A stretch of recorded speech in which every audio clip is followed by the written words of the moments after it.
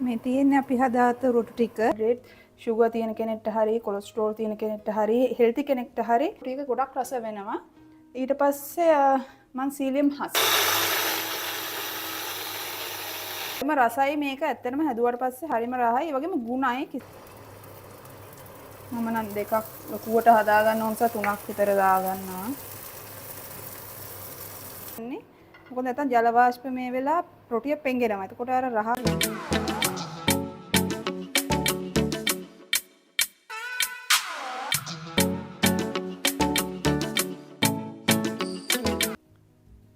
Hi, welcome to our channel.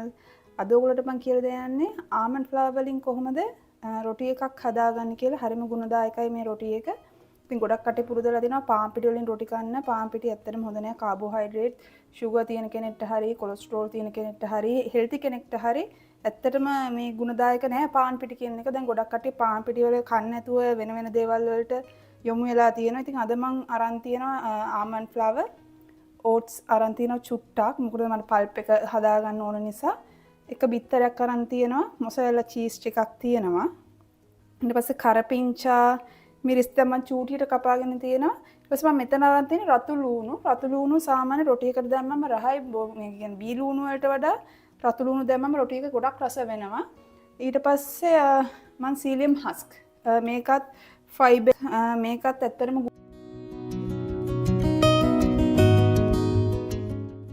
පෙන්නන්න මේක කොහොමද හදාගන්නේ කියලා. මුලින්ම මම almond flour ටික මේකට දාගන්නවා. මම ඒක කුඩු වෙලා තිබ්බත් මම ආයෙත් බ්ලෙන්ඩ් එකට දාලා චුට්ටක් කුඩු කරගන්නවා.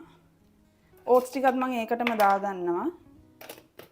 දාගෙන ඉවර වෙලා මේක අපි බ්ලෙන්ඩ් එකේ දාලා කුඩු කරගමු.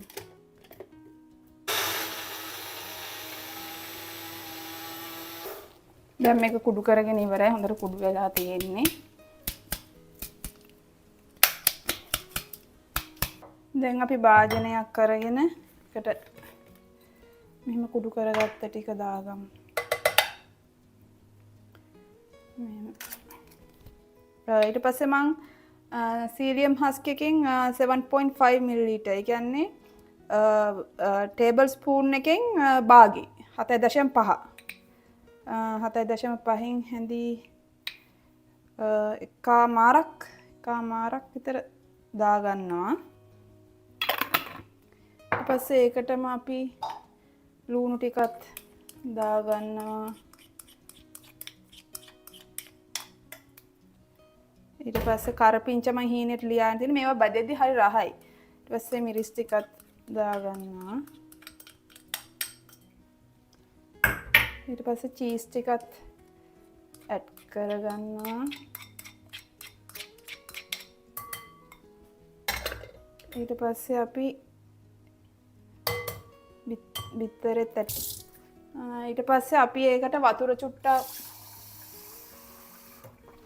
වතුර දාන්න කලින් ඕගොල්ලෝ මේකට ලුණු ඇඩ් කරගන්න. ලුණු ටිකක් ඇඩ් කරන් මම නම් ඒකට චූට්ටක් ගම්මිරිස් චුට්ටකුත් දානවා. ඊට පස්සේ ඔයගොල්ලන්ට පුළුවන් කෑලි මිරිස් දාගන්න. මේ වගේ ටිකක් දැවිල්ල කන්න කැමති කෙනෙක් නම් ටිකක් වැඩිපුර දාගත්තත් කමක් නැහැ. දැවිල්ල කන්න බැරි කෙනෙක්ට අඩුවෙන් දාගන්න පුළුවන්. මේ ටික දාගෙන අපි මේ ටික ඔක්කොම දාගෙන ඉවරලා අපි වතුර චුට්ටකුත් දාලා මේ විදිහට වතුර ටිකකුත් දාලා මේක මික්ස් කරගමු.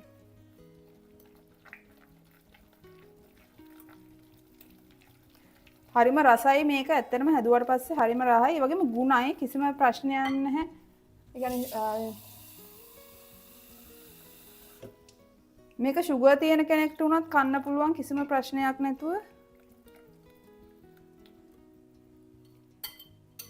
මේක මේ oats නැතුවත් හදා ගන්න පුළුවන්. ඒ තරමට පොඩක් pulp එක ගන්න ඕන නිසා මම oats චූට්ටයි ඇඩ් කරගත්තේ.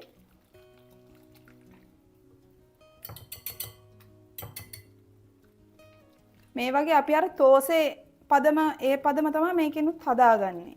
දියාරුවට. ඊට පස්සේ අපිට තියෙන්නේ සාස්පානට මේකේ පදම හරියට හදාගෙන වක් කරලා අර තෝස් එක හදා ගන්නවා වගේම තමයි කිසි වෙනසක් නැහැ. හොඳට ඒ අර පල්ප් එක තිබ්බම ඇති. දැන් සීලියම් හක්ස් තියෙන නිසා කොහොමත් ටික වෙලාවක් යනකොට මේක පොඩ්ඩක් උක්කු වෙනවා. ඒතකොට අපිට වතුර චුට්ටක් දදා තමයි ආයේ දෙවෙනි පාර තුන්වෙනි පාර රොටි එක හදා ගන්නකොට කරගන්න වෙන්නේ. දැන් මේකේ උකුව මට ඇති. දැන් අපි බලමු කොහොමද හදාගන්නේ කියලා රොටි. දැන් ලිප රත් කරගමු අපි. ගින්දර අඩුවෙන් තියාගන්න, ගොඩාක් ගින්දර දාගන්න එපා. ඒතකොට අර මැද අමු වෙලා වටේ තමයි කර වෙන්නේ. ඒකට තෙල් චුට්ටක් දාගන්න.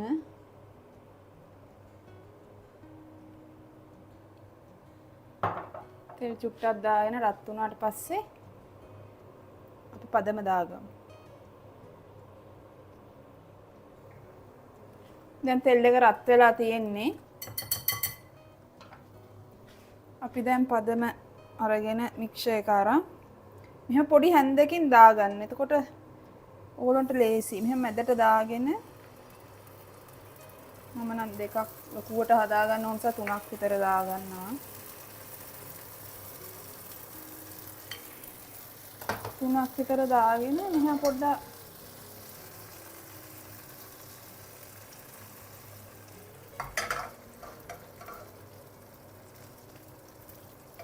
එකට සෙට් කරගන්න.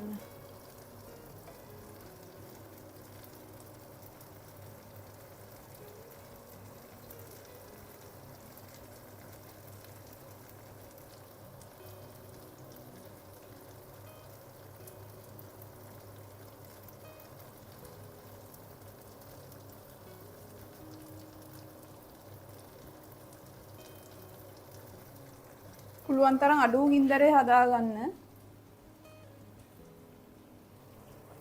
නැත්තම් අර මැද අමු වෙලා වටේ කරගතිය තියෙන්න පුළුවන්.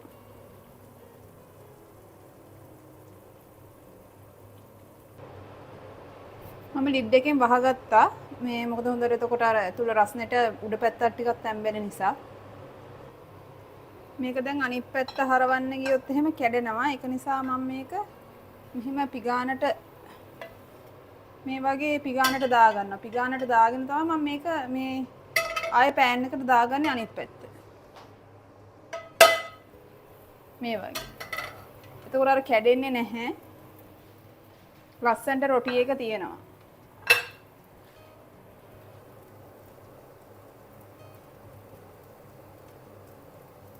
දැන් මේක ආයේ ලිඩ් එකෙන් වහගමු අපි.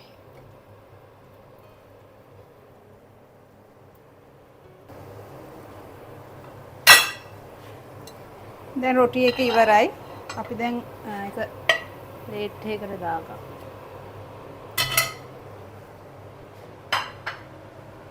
ආයෙ තෙල් චුට්ටක් දාලා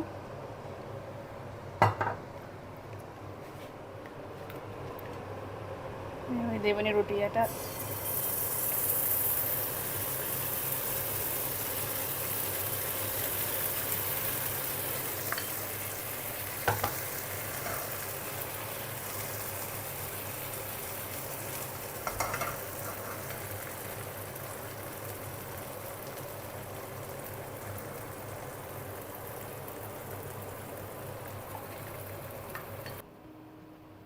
මම ලිපෙන් ගත්තට පස්සේ අනිවාර්යෙන් මේ වගේ ට්‍රේ එකක් උඩ තමයි රොටිය තියාගන්නේ.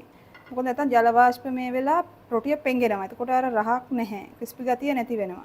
නිසා මම පොඩ්ඩක් නිවෙනකන් මේ වගේ ට්‍රේ එක තියලා තමයි පිගානට මාරු කරන්නේ.